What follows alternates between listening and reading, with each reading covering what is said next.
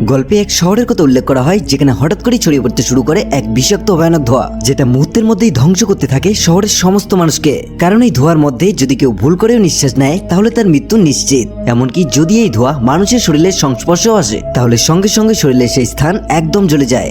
আর এমনই এক ভয়ানক ধোঁয়ায় ফেসে যায় এই শহরের শত শত মানুষ। কিন্তু শেষ পর্যন্ত তারা কি বেঁচে ফিরতে পেরেছিল, নাকি সেই শহরের মধ্যেই আটকা পড়ে তাদের মৃত্যু হয়েছিল, সেটাই আমরা দেখব আজকের এই গল্পটিতে।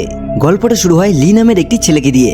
লি আসলে খুব ভালো একজন মাউন্টেন ক্লাইম্বার, কিন্তু কোনো কাজ করতো না বলে কেউ তাকে সম্মান করতো না, এমনকি তাকে বিন্দু পরিমাণও দাম দিত না। কলেজের দিনগুলোতে সে একটি ক্লাইম্বিং গ্রুপের লিডার ছিল এবং লি সেখানে অনেক প্রতিযোগিতা জিতেছিল। তবে তার এত ট্যালেন্ট হওয়া সত্ত্বেও একটা চাকরি পাওয়া তার জন্য একটি বড় চ্যালেঞ্জ হয়ে দাঁড়িয়েছিল। সে যতবারই চাকরির জন্য অ্যাপ্লাই করেছিল ততবারই তাকে প্রত্যাখ্যানের মুখোমুখি হতে হয়েছিল। তার বোন তাকে সবসময় মনে করিয়ে দিত যে তার আর চাকরি পাওয়া কখনোই হবে না, যা শুনে তার খুব খারাপ লাগতো।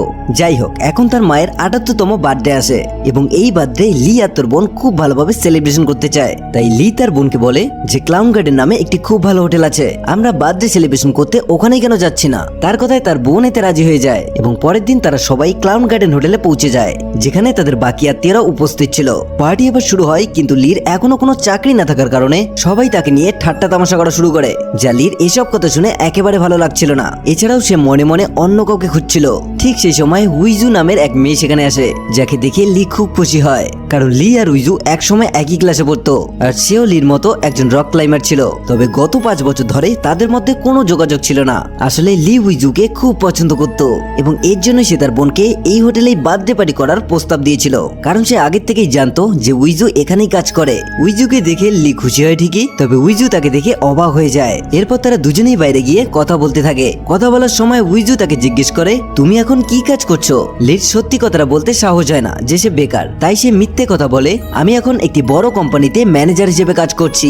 ইতিমধ্যে উইজুর বস তাকে ডাকে, যে সবসময় উইজুকে সুইটি বলে ডাকতো এবং তার সাথে ফ্ল্যাট করতো, যা উইজু একদম পছন্দ করতো না। কিন্তু এই হোটেলটি তার বাবার ছিল, তাই সে তার বসের বিরুদ্ধে যেতে পারতো না, কারণ যদি সে তার কথা না শুনতো তাহলে চাকরি হারানোর ঝুঁকি থাকতো।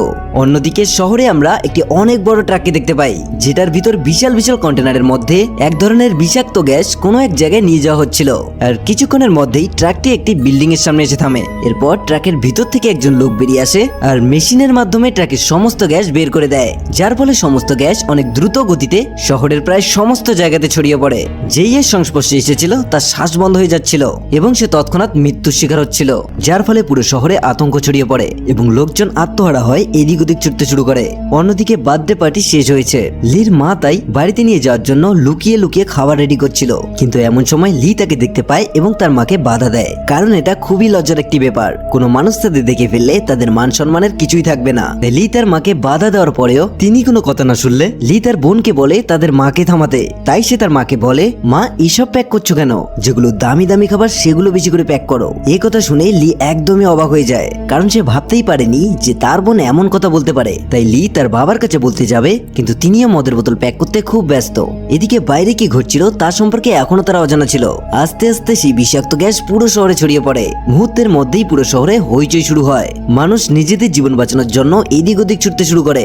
এরপর দেখা যায় একটি আগুন লেগে যাওয়া জ্বলন্ত গাড়ি নিয়ন্ত্রণ হারিয়ে সোজা একটি গ্যাসের গাড়িতে ধাক্কা দেয়, যার ফলে একটি গ্যাসের ট্যাঙ্ক সোজা গিয়ে পড়ে সেই বিল্ডিং এ যেখানে তাদের বার্থডে পার্টি হচ্ছিল, যার ফলে বিল্ডিং এ সবাই অনেক ভয় পেয়ে যায় আর সেখান থেকে বাঁচার জন্য সবাই পালানোর চেষ্টা করে। তাই পুরো পরিবার তারা বাইরে ছুটে আসে এবং বাইরে এসে দেখে চারিদিকে আতঙ্ক ছড়িয়ে পড়েছে। লোকজন প্রাণ বাঁচাতে এদিক ওদিক পালাচ্ছে আর সেই বিষাক্ত গ্যাস এখন তাদের দিকেই দ্রুত গতিতে গিয়ে আসছে। উইজু সবাইকে বলে, হোটেলের ভিতরেই আমাদেরকে যেতে হবে। সবাই ভিতরে যায়, কিন্তু লি লক্ষ্য করে যে তার বড় বোন এখনো ভিতরে আসতে দেরি করছিলেন, কারণ সে সামনের এক গাড়িতে বসেছিলেন। লি তাকে ডেকে শীঘ্রই বিল্ডিং এর ভিতরে আসতে বলে, কিন্তু যখন তার বোন বিল্ডিং এর দিকে আসছিল তখন সে হোঁচট খেয়ে পড়ে যান আর বিষাক্ত গ্যাসের সংস্পর্শে আসা মাত্রই তার শ্বাস বন্ধ হয়ে যেতে থাকে। তার প্রাণ বাঁচানোর জন্য লি তার শ্বাস আটকে রেখে তার বোনের কাছে যায় এবং তাকে কাঁধে করে হোটেলের ভিতরে নিয়ে আসে। যদিও তার প্রাণ বেঁচে যায়, কিন্তু এখন তার শ্বাস নিতে খুব কষ্ট হচ্ছিল। লি অ্যাম্বুলেন্স ডাকতে চায়, কিন্তু তাকে জানানো হয় যে অ্যাম্বুলেন্স সার্ভিস সম্পূর্ণ বন্ধ করে দেওয়া হয়েছে, এখন শুধু হেলিকপ্টার চলছে। এরপর লি উইজুর সাথে পুরো শহর দৃষ্টি দিয়ে দেখে কুয়াশার মতো পুরো শহর বিষাক্ত গ্যাসে ঢেকে যাচ্ছে এবং আটকে যাওয়া লোকেদের হেলিকপ্টারের সাহায্যে রেস্কিউ করা হচ্ছে। লি তাই সবাইকে বলে, আমাদের যে কোনো উপায়ে বিল্ডিং এর ছাদে পৌঁছাতে হবে, কিন্তু তার বোনের অবস্থা এতটাই খারাপ যে সে হাঁটতে পারছিল না। তাই উইজু পর্দা দিয়ে একটি স্ট্রেচার বানায় এবং সবার সাহায্যে তাকে উপরে নিয়ে যাওয়া হয়। কিন্তু ছাদে পৌঁছেই তারা দেখে যে সেখানকার দরজায় তালা বন্ধ রয়েছে। অনেক চেষ্টা করার পরেও এটা কিছুতেই খুলছিল না। ম্যানেজার বলে এটাকে খুলতে হলে চাবি দিয়েই খুলতে হবে, তা না হলে শুধুমাত্র ছাদের ভিতর থেকেই খোলা যাবে। এই কথা শুনে লি ম্যানেজারকে বলে আমাদের হাতে আর কোনো উপায় নেই, আমাদেরকে নিচে গিয়ে যে করেই হোক চাবিটিকে নিচ থেকে আনতেই হবে, তা না হলে আমরা সবাই মারা যাব। এরপর তারা নিচে গিয়ে সবাই মিলে প্রত্যেকটি জায়গাতে চাবিটি খুঁজতে শুরু করে। তবে এমন সময় টিভির মধ্যে একটি নিউজ আসে, সেখানে বলে এই গ্যাস থেকে বাঁচার জন্য এক বিশেষ ধরনের মাস্ক ব্যবহার করতে হবে, যাতে করে বাইরের বিন্দুমাত্র গ্যাস মাস্কের ভিতরে যেতে না পারে, এবং প্রতি 10 মিনিটের পর মাস্কটি অবশ্যই চেঞ্জ করতে হবে। খবরটা শুনেই ম্যানেজার সঙ্গে সঙ্গে মাস্ক আনতে চলে যায়। লি এখন ভাবছিল যে এভাবে চলতে থাকলে রেস্কিউ টিম তাদের দেখতেই পারবে না, তাই সে বিল্ডিং এর একটি গ্লাসের কাছে চলে যায়। এরপর সে উইজুর কাছ থেকে জানতে চায় যদি আমি বিল্ডিং এর ছাদে পৌঁছাতে পারি তাহলে বাইরে থেকে ছাদের দরজাটা খোলা কি সম্ভব। উইজু জানায় হ্যাঁ। লি তাই সেখান থেকে বিল্ডিং এর ছাদে যাওয়ার জন্য সিদ্ধান্ত নেয়। উইজু তাকে বাধা দেয় কারণ এমনটা করা ভীষণ ঝুঁকিপূর্ণের কাজ, কিন্তু লি তাকে বোঝানোর চেষ্টা করে সে যদি এমনটা না করে তাহলে সবাই মারা যাবে। তাই সে উইজুকে দ্রুত রশি এনে দিতে বলে। এরপর লি তার কোমরে একটি রশি বেঁধে উপরে যাওয়ার জন্য প্রস্তুত হতে থাকে, কিন্তু ঠিক তখনই তার পরিবারের সবাই সেখানে আসে আর তাকে এমনটা করতে বাধা দেয়। কিন্তু সে কারো কথাই না শুনে সঙ্গে সঙ্গে দৌড়ে লাফ দিয়ে অপর একটি বিল্ডিং এর গ্রিল ধরে ফেলে। এরপর সে দড়িটির অপর একটি প্রান্ত শক্ত করে বেঁধে দেয় যাতে তার সাহায্যে সে নিরাপদে পার হতে পারে। এরপর সে বিল্ডিং এর খোঁজগুলো ধরে ধীরে ধীরে উপরের দিকে উঠতে শুরু করে। তার এক কাজিনও সেখানে থাকে যে তাকে এভাবে উঠতে দেখে অবাক হয়ে যায় এবং তার মোবাইল দিয়ে লাইভ স্ট্রিম শুরু করে দেয়। লি ক্রমাগত উপরের দিকে উঠতে থাকে, কিন্তু এমন সময় তার দড়িটি শেষ হয়ে যায়। এর মানে এখন তাকে নিজের শরীর থেকে দড়ি খুলে শুধু হাত ও পায়ের জোরেই উপরে উঠতে হবে, যা ছিল অত্যন্ত ঝুঁকিপূর্ণ। কিন্তু সবকিছুর পরোয়া না করে সে দড়ি খুলে ফেলে এবং নিরাপত্তার চিন্তা না করেই ধীরে ধীরে উপরে উঠতে থাকে। শীঘ্রই সে উপরে পৌঁছে যায় যেখানে হোটেলের একটি লোগো লাগানো থাকে, যা একটি বড় সিংহের মুখের মূর্তি। সেটা ধরে সে নিজেকে টেনে ছাদ পর্যন্ত ওঠার চেষ্টা করে, কিন্তু ইতিমধ্যেই সে প্রচন্ড ক্লান্ত হয়ে পড়েছিল। তাই এমনটা করতে তার ভীষণ কষ্ট হচ্ছিল। কিন্তু লি জানতো তার এই একটি সাহসী পদক্ষেপ অনেক মানুষের জীবন বাঁচাতে পারে, আর তা না হলে সবাই প্রাণ হারাতে পারে। তাই সে তার শেষ শক্তি দিয়ে ছাদে পৌঁছে যায় এবং উপরে গিয়ে বাইরে থেকে দরজাটা খুলে দেয়। এবার সবাই তারা ছাদে উঠে আসে। এখন তাদের বেঁচে যাওয়ার আশা অনেক বেড়ে যায়। এখন হেলিকপ্টার সেখানে এসে তাদের উদ্ধার করতে পারে। তবে এরপরই জানা যায় যে এক সায়েন্টিস্টকে বহু বছর আগে তার ল্যাব থেকে বের করে দেওয়া হয়, কারণ সে বিভিন্ন ধরনের উল্টোপাল্টা এক্সপেরিমেন্ট করত। তবে এত কিছুর পরেও সে লুকিয়ে লুকিয়ে আবারও তার এক্সপেরিমেন্টের কাজ শুরু করে। এরপর সে বিভিন্ন ফর্মুলা ব্যবহার করে সেই বিষাক্ত গ্যাসটিকে বানিয়ে ফেলে, কারণ তার একটি কোম্পানির সঙ্গে বহুদিন আগে একটি ঝামেলা হয়েছিল, আর সেটার প্রতিশোধ নেওয়ার জন্যই সে পুরো শহরে গ্যাস ছড়িয়ে দেয়। অন্যদিকে সবাই তাদের ফোনের টর্চ জ্বালিয়ে রেস্কিউ টিমকে নিজের স্থান দেখানোর চেষ্টা করে, তবে এত উঁচু থেকে তাদের দেখা সম্ভব নয়। তাই উইজু সবাইকে পরামর্শ দেয় আমাদের এমন ভাবে দাঁড়াতে হবে যেন আমরা এই চক্রটি তৈরি করতে পারি, আর মোবাইলের টর্চ জ্বালিয়ে রেস্কিউ টিমকে বোঝাতে পারি যে এই বিল্ডিং এর সাহায্যের প্রয়োজন। তাই সবাই উইজুর কথা মেনে ঠিক এমনটাই করে। এভাবে তারা রেস্কিউ টিমের দৃষ্টি আকর্ষণ করার চেষ্টা করে ঠিকই, কিন্তু এতে কোনো লাভ হয় না, কারণ তাদের মোবাইলের আলো এতটাই শক্তিশালী নয় যে তাদের এত উপর থেকে দেখা যাবে।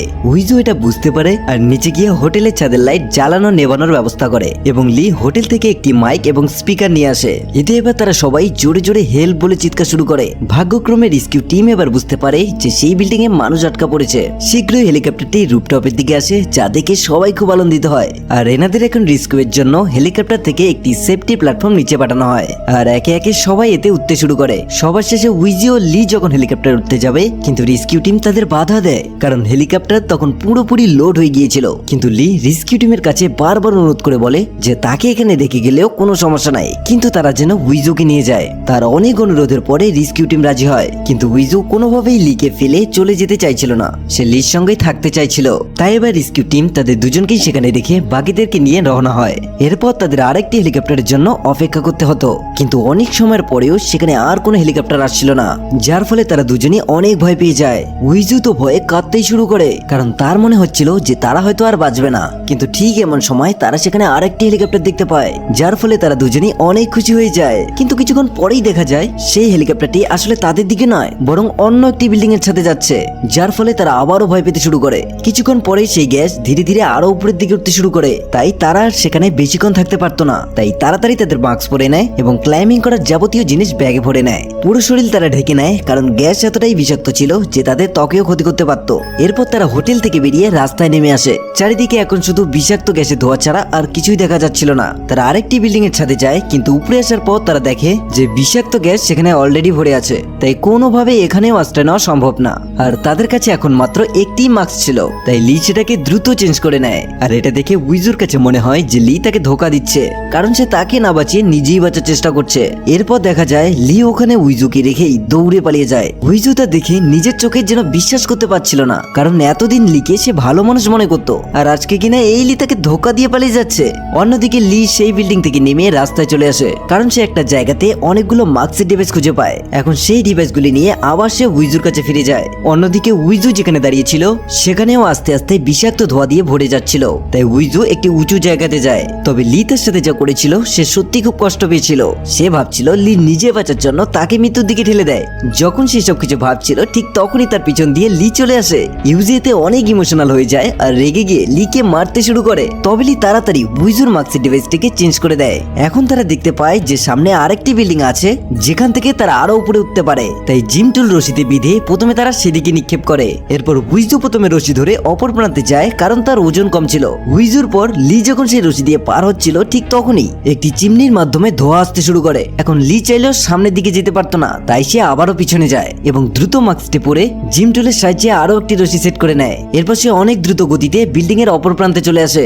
অন্যদিকে দুজন সাংবাদিককে আমরা দেখতে পাই যারা একটি ড্রোন নিয়ে শহরের পাশে থাকা একটি নদীর কিনারায় আসে আর শহরের ফুটেজ নেওয়ার জন্য ড্রোনটিকে শহরে পাঠিয়ে দেয়। অন্যদিকে লি এবং উইজু অনেক উঁচু একটি শপিং মলের ছাদে আসে এবং লি ভাগ্যবশত একটি মোবাইল পেয়ে রেস্কিউ টিমকে ফোন করতে শুরু করে। অন্যদিকে উইজু বেশ কয়েকটি স্ট্যাচুর মতো বোর্ড দেখতে পায়, যা দেখে সে লিকে বলে সে যেন রেস্কিউ টিমকে জানায় এখানে 20 জন লোক আটকে আছে, কারণ বেশি লোক বললে দ্রুত তারা এখানে আসবে। এরপর তারা স্ট্যাচু বোর্ডগুলোকে মানুষের মতো করে সাজিয়ে রাখে এবং সাহায্যের জন্য চিৎকার করতে থাকে। তবে এমন সময় তারা পাশের একটি বিল্ডিং থেকে কিছু আওয়াজ শুনতে পায়। এরপর তারা দেখতে পায় যে তাদের পাশের বিল্ডিংটা আসলে একটি স্কুল, যেখানে অনেকগুলো বাচ্চা আটকে পড়েছে আর বাচ্চাগুলো তাদেরকে দেখে সাহায্যের জন্য চিৎকার করতে থাকে। তবে সেই সময় লি যে রেস্কিউ টিমকে ফোন করেছিল সেই রেস্কিউ টিম তাদের উদ্ধার করতে চলে আসে। তবে লি সেই বাচ্চাগুলোর দিকে তাকিয়ে সে দেখতে পায় যে বাচ্চাগুলো অনেক বেশি আতঙ্কিত অবস্থায় রয়েছে। এখন তাই বাচ্চাগুলোকে দেখে লি এবং উইজুর অনেক মায়া হয়, যার ফলে তারা দুজনেই সিদ্ধান্ত নেয় যে প্রথমে তারা বাচ্চাগুলোকে উদ্ধার করাবে, কারণ তারা প্রথমে বাঁচতে গিয়ে যদি বাচ্চাগুলোর কিছু হয়ে যায় তাহলে অনেকগুলো শিশুর জীবন চলে যাবে। তাই লি এবং উইজু তাড়াতাড়ি করে ছাদের উপর শুয়ে পড়ে আর বিভিন্ন জিনিসের সাহায্যে অনেক বড় একটি অ্যারো তৈরি করে, যাতে রেস্কিউ টিম তাদের দেখতে পায় এবং তারা দ্রুত সেই বিল্ডিং এ চলে যায় এবং সেই বাচ্চাগুলোকে উদ্ধার করে। তারা এবার উদ্ধার হয় ঠিকই, কিন্তু লি আর উইজু আবারও সেখানে ফেসে যায়। তবে উইজু এমন সময়ে দূরে একটি বিল্ডিং এ অনেক উঁচু একটি ক্রেন দেখতে পায়, যেখানে আশ্রয় নিতে পারলে অনেক সময় যাবত তারা সেফ থাকতে পারবে। তাই সেই বিল্ডিং এ পৌঁছানোর জন্য একটি ব্রিজের উপর দিয়ে দৌড়াতে শুরু করে। অন্যদিকে আমরা লি এর বাবাকে দেখতে পাই, তিনি সেই সাংবাদিকদের কিছু টাকা দিচ্ছিল যাতে করে তারা ক্যামেরার মাধ্যমে লির একটু সন্ধান করে। অন্যদিকে আরেকজন সাংবাদিক তাদের ড্রোনের ভিডিওগুলো টিভি চ্যানেলের মাধ্যমে লাইভ টেলিকাস্ট করে দেয়, যার ফলে কিছুক্ষণের মধ্যেই সেই শহরের লাইভ ভিডিওগুলো সমস্ত নিউজ চ্যানেলগুলোতে আসতে শুরু করে। ড্রোনটি তাদের পিছু পিছু যাচ্ছে এখন লাইভ টেলিকাস্টের মাধ্যমে। এই নিউজটি শহরের সবাই দেখছিল। এদিকে লি এবং উইজু একই অপরের সহায়তায় এগিয়ে যাচ্ছিল। এখন তাদের সামনেই ছিল সেই ক্রেনওয়ালা বিল্ডিং। তবে এই বিল্ডিং থেকে ওই বিল্ডিং এ পৌঁছানোর জন্য তাদের এখন একটি রশি সেট করতে হবে, কিন্তু এই দুটি বিল্ডিং এর মাঝখানে এত বড় গ্যাপ ছিল, তাই এখানে রশি সেট করাটা অনেক কঠিন একটি ব্যাপার। এদিকে এমন সময় সেই ড্রোনটিরও ব্যাটারি শেষ হয়ে যায়, যার ফলে তাদেরকে এখন আর লাইভ দেখা যাচ্ছিল না। এদিকে লি এবং উইজু সেই ছাদে দাঁড়িয়ে কাঁদছিল, কারণ তাদের এমন মনে হচ্ছিল যে তাদের জীবন এখানেই শেষ। তাদের বাঁচার মতো সামনে আর কোনো রাস্তা ছিল না। এমনকি সেই বিষাক্ত ধোঁয়া এখন অনেকটাই উপরে চলে এসেছে, তাই তারা দুজনেই এবার হাল ছেড়ে দেয়। কিন্তু কিছুক্ষণ পরেই দেখা যায় সেখানে বেশ কয়েকটি ড্রোন চলে এসেছে। আসলে তাদের সাহায্য করার জন্য শহরের বিভিন্ন জায়গা থেকে বিভিন্ন মানুষ এই ড্রোনগুলো পাঠিয়েছে। এখন তারা সবাই মিলে তাদের ড্রোনগুলোর সাহায্যে ধোঁয়ার উপরে বাতাস দিতে শুরু করে, যাতে করে ধোঁয়া একটু নিচে নেমে যায় আর লি আর উইজু এখান থেকে বাঁচার জন্য একটু বেশি সময় পায়। এরপর একটি ড্রোনের মধ্যে একটি রশি সেট করে দেয় আর সেই ড্রোনটি রশিটিকে নিয়ে অপর প্রান্তের একটি বিল্ডিং এর পাইপে সেট করে দেয়। এবার লি উইজুকে সাথে নিয়ে আস্তে আস্তে অপর বিল্ডিং এ যেতে শুরু করে, কিন্তু মাঝখানে এসে তারা আটকা পড়ে যায়। তারা আর কোনোভাবে এগোতে পারে না। অন্যদিকে পাইপের মধ্যে থাকা রশিটিও ছুটে যাচ্ছিল আর উইজু এটা দেখে রশিটির মাঝখানে কেটে ফেলে, যাতে করে রশিটির এক প্রান্ত ধরে তারা দ্রুত বিল্ডিং এর কাছে যেতে পারে। এবার রশিটি কেটে যখনই তারা বিল্ডিং এর কাছে যাচ্ছিল ঠিক তখনই সেই পাইপ থেকেও রশিটি ছুটে যায়, যার ফলে তারা দুজনেই নিচে পড়ে যায়। এরপর সবাই ভাবছিল যে তারা দুজনেই মারা গিয়েছে। কিছুক্ষণ পর দেখা যায় যে একটি রেস্কিউ টিম শহরের বিভিন্ন জায়গাতে তাদের খুঁজতে থাকে, কিন্তু অনেক সময় যাবত খোঁজাখুঁজির পরেও তাদেরকে কোথাও দেখা যাচ্ছিল না। এরপর রেস্কিউ টিম যখন ফিরে যাচ্ছিল ঠিক তখনই একজন সেই ক্রেনের মধ্যে একটি সিগন্যাল দেখতে পায়। হয়। তাই দ্রুত কেন্টের কাছে গিয়ে দেখে যে লি আর উইজো এখনো বেঁচে আছে। রেস্কিউ টিম এবার দ্রুত তাদের উদ্ধার করে এবং তাদেরকে রেস্কিউ টিমের ক্যাম্পে নিয়ে আসা হয়, যেখানে লির পরিবার তাকে ফিরে পেয়ে প্রচন্ড খুশি হয়। এদিকে উইজো তার পরিবারকে ফোন করে জানিয়ে দেয় যে সে এখন সুস্থ আছে। কেমন সময় আবার উইজোর কাছে তার ম্যানেজার চলে আসে। উইজোকে এবার সুইটি করে ডাকে বলে সে ম্যানেজারের গালে একটি কষিয়ে চর বসিয়ে দেয় আর বলে এরপর আর কোনোদিনও যেন তাকে সুইটি বলে না ডাকে। এরপর লি উইজোর কাছে যায়, যাকে সে বহুদিন ধরে ভালোবাসতো কিন্তু কোনোদিনও প্রকাশ করতে পারেনি। কিন্তু এখানে এসে সে জানতে পারে যে উইজো তার প্রতি গভীর ভালোবাসা রাখে। এরপর সেখানে প্রবল বৃষ্টি শুরু হয়, যা ইঙ্গিত দেয় শহর থেকে গ্যাসের প্রভাব শীঘ্রই দূর হয়ে যাবে। এর সাথেই আজকের গল্প এখানেই সমাপ্তি হয়।